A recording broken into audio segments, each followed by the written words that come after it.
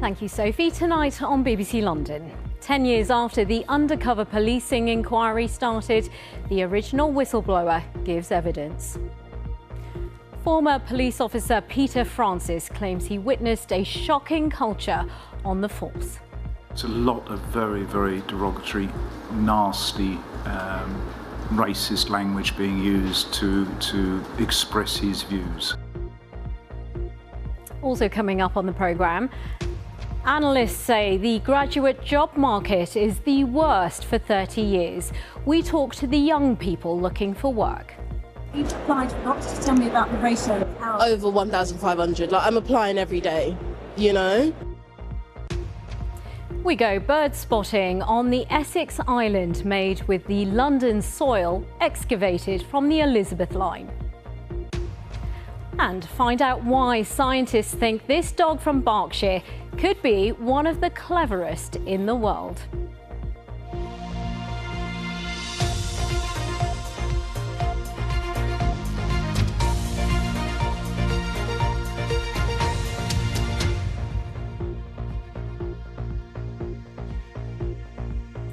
Good evening to you. Well, it's one of the longest and most expensive public inquiries ever.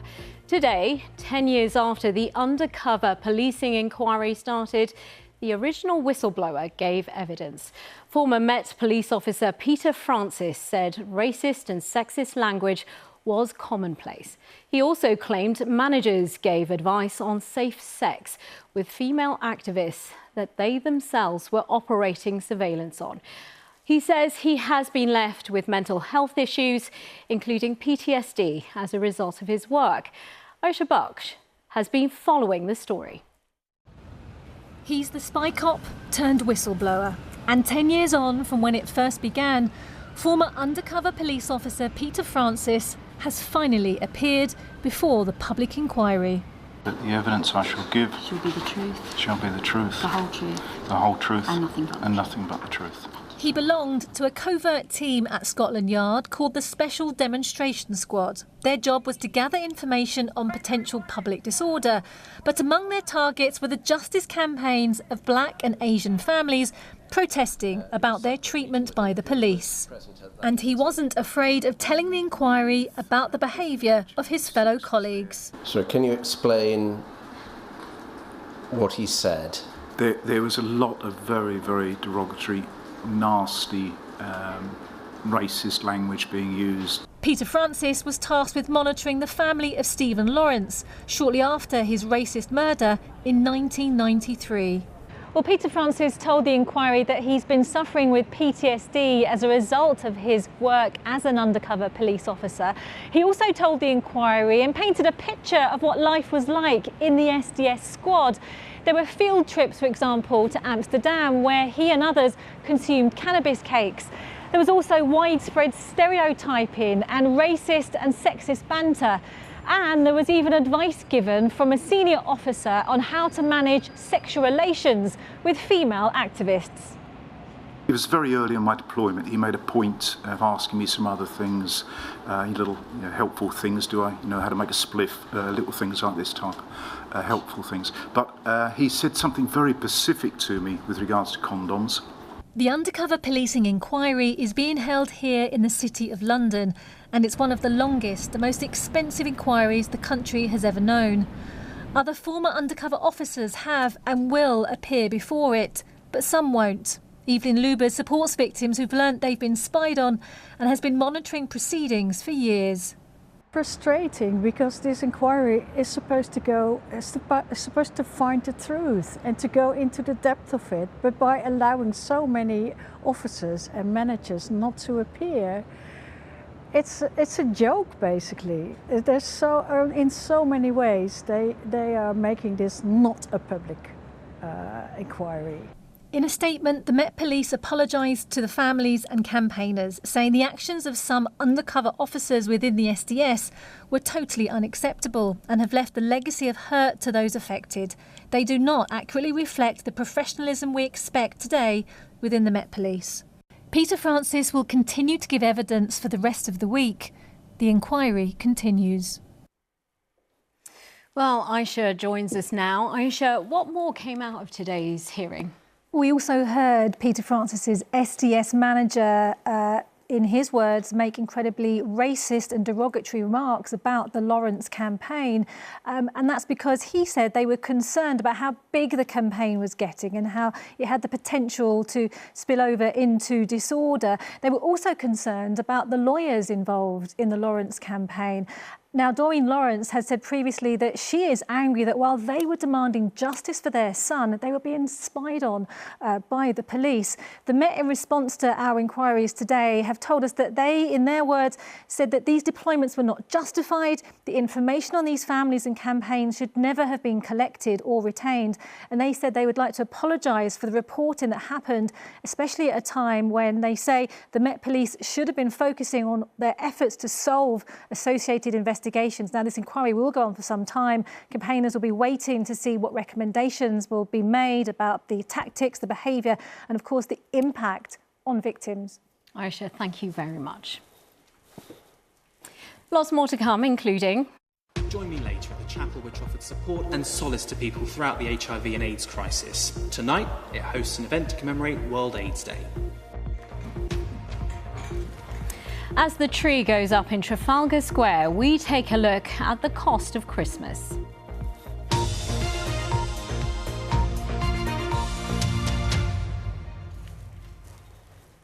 Labour MP Tulip Siddique has condemned a trial in Bangladesh as farcical after she was sentenced to 2 years in prison in her absence. She was found guilty of corruption over a government land project involving her aunt, ousted Prime Minister of Bangladesh Sheikh Hasina. The Labour Party said it does not recognise the corruption judgment against Ms Siddique, who is MP for Hampstead and Highgate, because they said she was denied the opportunity to a fair legal process in the case. There's been absolutely no summons sent to me. There's no charge sheet. I've had no correspondence from them. I'm not difficult to find. I'm a parliamentarian. All they had to do is send some papers to the House of Commons, to Parliament, and I would have responded. So I feel like I'm in some sort of Kafkaesque nightmare where I'm carrying on doing my day job, but on the other hand, I'm apparently being convicted in Bangladesh, and the only reason I know I'm being convicted is because I read it in the newspapers. So this is... Now, it's the toughest graduate market for jobs in 30 years. That's the view of industry experts who look at patterns of recruitment. The problem is that there are a huge number of applicants applying for jobs, but the number of jobs are falling, and that's leading to a very tough time for some. It's particularly the case in accountancy and professional service industries. Well, Nikki Ford visited a job fair for graduates and school leavers to get a sense of what's happening. Graduates at Gradfest, a job fair in East London, soaking up every word. For the job hunt is hard going for some, including Nanis, who's applied for lots of jobs. Over 1,500, I'm applying every day. You kind of just have to sit down, and it does take quite a while because some jobs are like scams, and some of them, like once you put your details there, they call you and say, oh, like we've got a job, but then it's a dead end. If it feels hard, that's because it is. One organisation which monitors the Times top 100 companies says it's the toughest market they've seen. The country's top employers are currently attracting somewhere between 50 and 200 applicants for each of their places on their graduate programmes, so it's hugely competitive. That's something familiar to Elliot, who graduated in the summer in economics and is looking for a job in finance. It's really hard to try and find a graduate job because all other jobs need like at least a year of experience. And all the graduate jobs, it's quite a market where there's loads of people trying to get into it as well. So trying to find one where I stand out is really quite tough. The number of vacancies have been dropping as business confidence has fallen away. And the outlook for the next 12 months is a further reduction. So employers still feeling really cautious about the number of graduates they're taking on. But what about school leavers? Across town in West London, they're attending their own recruitment fair at What University and What Career Live. Companies there doing what they can to entice them into student apprenticeships. I think there is a worry about the economy and whether or not, if they do go to university, will there be a job for them when they come out of it? So we will heavily push apprenticeships because we know that earn, learn, but more importantly, build that work skill and that work viability is so important. It's a sector that's still relatively buoyant, say Edzuna, an online job site. They say they've seen 2,000 fewer graduate jobs advertised this October compared to last, a drop from over 5,000 to 3,000, but not the case with entry-level jobs, they say. The year-on-year drops we see there are more like 1 to 10% across all industries. So we haven't seen the precipitous fall that we've seen at a graduate level. But one area holding up for both, they say, is public services. Their advice to graduates: open up the aperture a bit and think about the public sector. We are seeing teaching roles, we are seeing civil service roles remain fairly buoyant through this period. So I think public sector options are worth considering. So some optimism there, perhaps, if not for jobs across the board. Nikki Ford, BBC London. Let's take a look at some other news for you. A decision to run a rail service between Manchester Piccadilly and London Euston without passengers has been reversed. From the middle of this month, the 7 o'clock morning service had been due to set off only carrying train staff. The Office of Road and Rail said it has changed course, having recognised the importance and popularity of the train.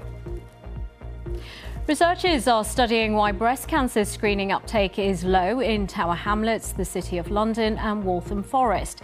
Last year, breast screening units found that these areas of London had a lower uptake rate across the capital. The experiences of women from Somali, African and South Asian backgrounds will inform the research. 5 London councils are calling on the London Mayor to get rid of adverts promoting casinos and gambling websites on the Underground. Barnet, Brent, Enfield, Hackney and Lewisham councils have joined the coalition to end gambling ads. The group campaigns against harmful gambling promotion. Now, today is World AIDS Day, and tonight an event is taking place in central London to remember the lives lost to the virus, especially those during the height of the crisis in the 1980s and 90s. Our reporter Paul Murphy is there for us tonight. Over to you, Paul. Thanks, Alpa. Good evening to you from this very beautiful and ornate chapel here in the heart of London. Now, you might recognise it. It was actually where King Charles recorded last year's Christmas message, and as you can see, it's filling up nicely this evening ahead of the World AIDS Day service. Now, in the 80s and 90s, this chapel played a very important role in the LGBTQ+ community. It was where many people came to find solace and support during the height of the AIDS crisis. In fact, nearby was the former Middlesex Hospital, which held the UK's first bespoke AIDS ward. Now, the hospital was demolished some years ago, but the chapel remains, and as I said, tonight it plays host to a very important event, the World AIDS Day commemoration service. Now, I'm joined by a couple of people tonight. Firstly, I'm going to turn to Lucas Konieczka from the Mosaic Trust, who organised this evening's festivities. So it's a packed programme on tonight, but a very important message behind it. Yes, we thought that it's very important for young persons to be at the very heart of this event, and this is why we partnered with AIDS Memory UK, because we feel it's so critical for young persons to start understanding their own history and heritage of this community, specifically because AIDS have taken so many lives of our community, and I feel like it's so critical for them to learn from it, because essentially they had to live through their own pandemic. We have to remember that COVID is still very much playing havoc on a lot of communities, and that's something that they can now relate to because they have had that experience, and imagine how much more painful this was in isolation and against the government policy and not getting support from anywhere at the very beginning until this very first word, as you have mentioned. And awareness and medication has helped in the diagnosis of HIV, but what about people's perception of it? I think we're kind of entering the world where we have a lot of shift in perceptions. I think there's a lot of stigma out there, don't get me wrong, but I think to some extent with young persons they start understanding it better, specifically because of a lot of education work that we do with young persons. So we want to make sure that young persons start understanding the risks that are coming with their sexual activities, and we want to make sure that they know how to prevent it, and they know how to behave and how to consent works and how all those things work. But I think what is really critical is for them to realize there is medication available available now, and to reduce the level of stigma. So on one hand side, we want to make sure that they are managing and not being afraid of it, and there's no stigma. On the other hand side, they are actually taking proactive steps in order to make sure they are healthy. Lucas, thank you very much for joining us. Well, I'm also joined by Ash Kotak, who's the founder of AIDS Memory UK. Now, Ash, we've spoken before about a memorial to London AIDS, the people who died from AIDS in London. And when we spoke last, we didn't have a design, a location, or even funding. Where are we at now? We've got a location which is on Store Street, not far away from here, and it was very important that the location that we found was of historical importance. We've got an artist, Anya Galaccio, who is a really well-known international artist and a fantastic design. She won it in a competition. About 100 artists applied. We took it down to 30, and she was the winner overall. Thank you very much, both of you, for joining us. And that memorial we expect to be open in around 2 years' time. Alpa. Paul, thank you very much. Now, let's take a moment to look at some local stories which you may have missed but are now on our BBC News app. In Surrey, find out if a park or playground near you could benefit from £4 million from the council to improve facilities. Or you might be interested in this. Across Berkshire, a miniature horse was successfully rescued by these firefighters from a pool. And in Hertfordshire, find out why this Friends star donated her handbag to a fundraising campaign in Harpenden.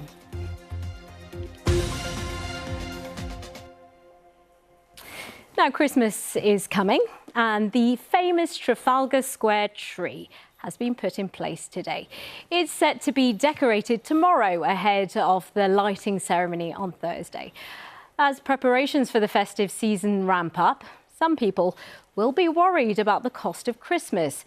New research from debt charity Step Change reveals that almost a third of parents will struggle to afford Christmas this year.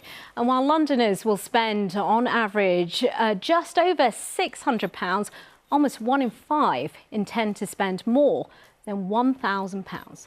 Well, Lakshmi Gopal went to meet a Bromley man who is still paying off debts from previous Christmases. Dave used to dread opening his post.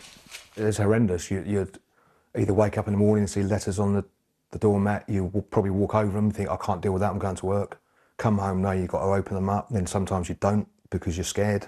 His debts eventually totalled £20,000. As an insurance broker working in the city, he felt a stigma around discussing the problem with his peers. How did you feel when you were facing that mountain of debt? Just couldn't cope, just really couldn't cope, just didn't know where to turn. And if it wasn't for my children, then I'm not sure I would be here. Paying for 2 lots of housing due to a divorce added to an already precarious position. It's mainly family debt over a 10, 15-year period, and it was just going on holidays. I'd kind of in my mind put it on a credit card, and then I was going to pay it off. I kept putting it back to my mind, I think, oh, I'll pay it because I'll get a bonus this year or next year, and I'll just pay it off, and invariably I didn't. Many are in a similar situation to Dave, especially at this time of year, with 1 in 12 relying on credit to fund their festive spending, according to research by the debt charity Step Change, who have this advice for Christmas. Setting budgets, maybe trying to suggest a secret Santa amongst family and loved ones to try to spread that cost and to reduce those outgoings can be really important. But ultimately, for people who are coming to us at any time of year, the message is the same.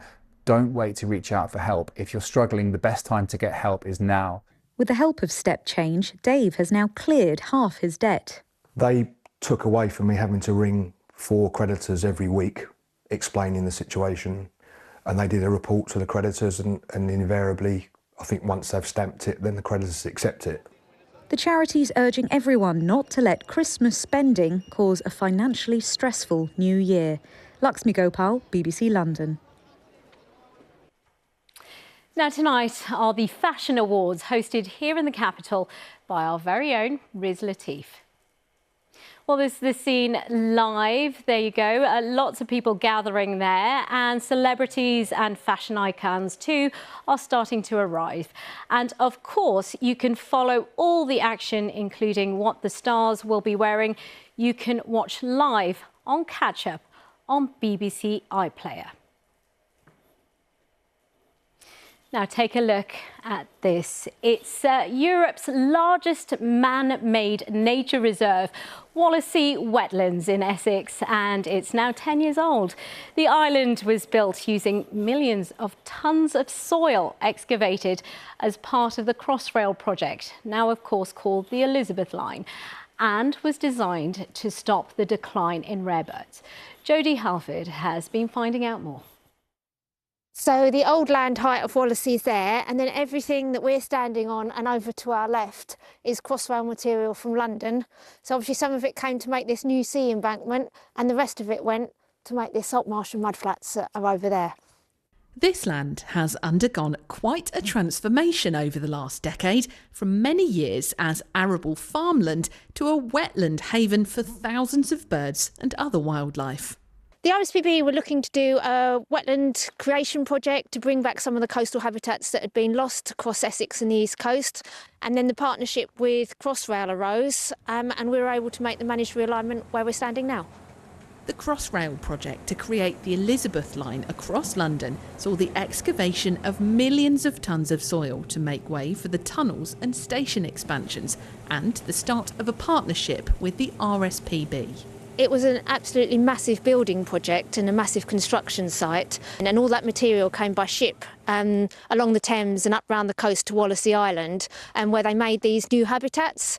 So they raised the land to different levels, so we got the full range of habitats from mudflats all the way through the different salt marsh and all the way up to grassland. After all the chaos and noise of construction, the birds did take a while to flock to Wallasea. They're now seeing record numbers of avocets, bar-tailed godwits, curlew and knots. So the first winter, it was very bare. There wasn't any seeds or any invertebrates for the birds to feed on. But by the next winter, you know, the numbers were starting to increase. And ever since then, the numbers have increased each year, with the peak last winter of 39,000 birds. On the horizon now is an expansion plan.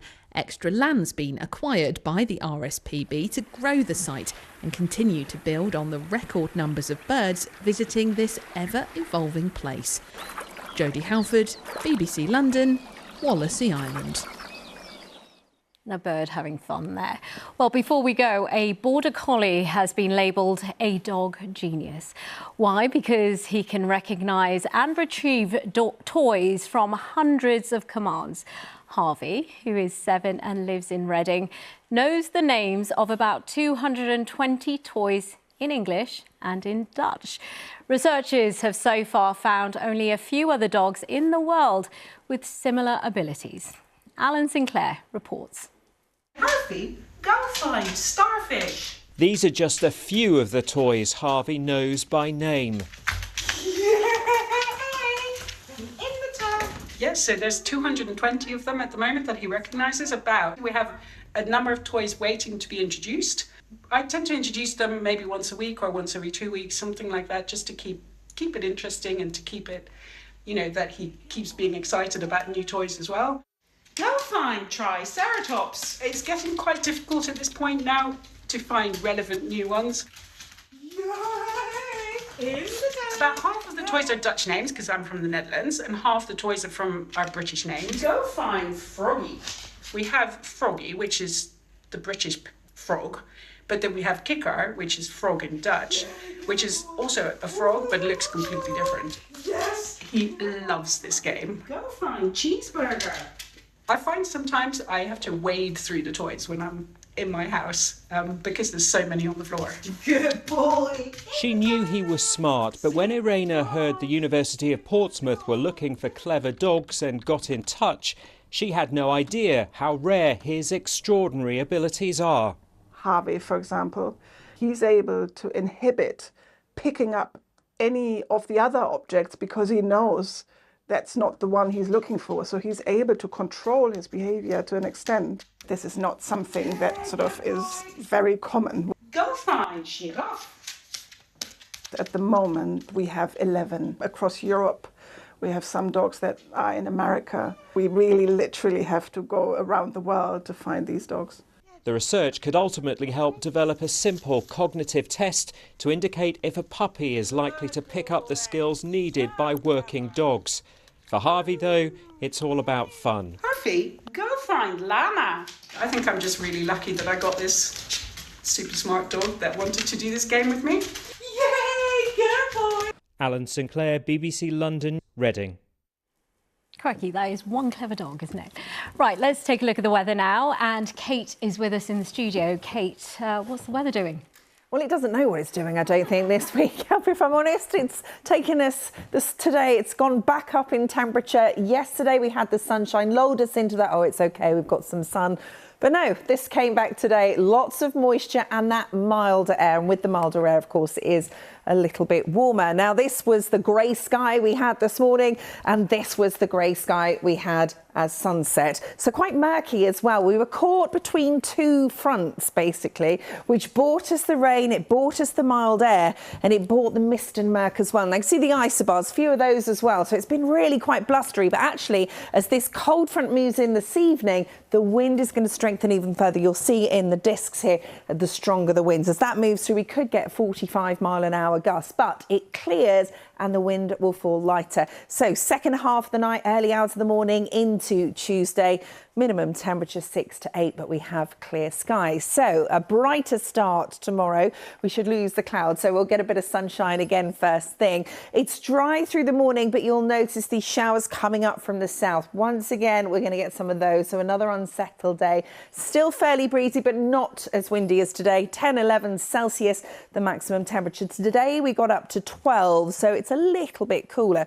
Now, as we head overnight Tuesday into Wednesday, those showers will clear and the sky clears. So on the whole, it's a drier night, or eventually it will be. Could just see, once these showers clear out of the way, one or two mist and fog patches. Won't be widespread, but some nonetheless. Minimum temperature, a bit cooler. The temperature is dropping around 3 or 4 Celsius. So a chilly start to Wednesday morning, but again, a brighter start. We should get some sunshine. Showers coming up again from the south, but on the whole, Wednesday should be dry until the evening. The temperature, again, very similar at around 10 or 11 Celsius. Kate, thank you very much.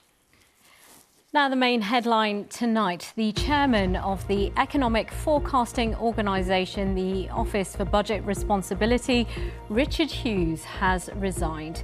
It comes after details were accidentally released by the OBR before the budget last week. That's about it from me and the team. We'll be here later with our 10:30 programme. But for now, from all of us here, have a good evening.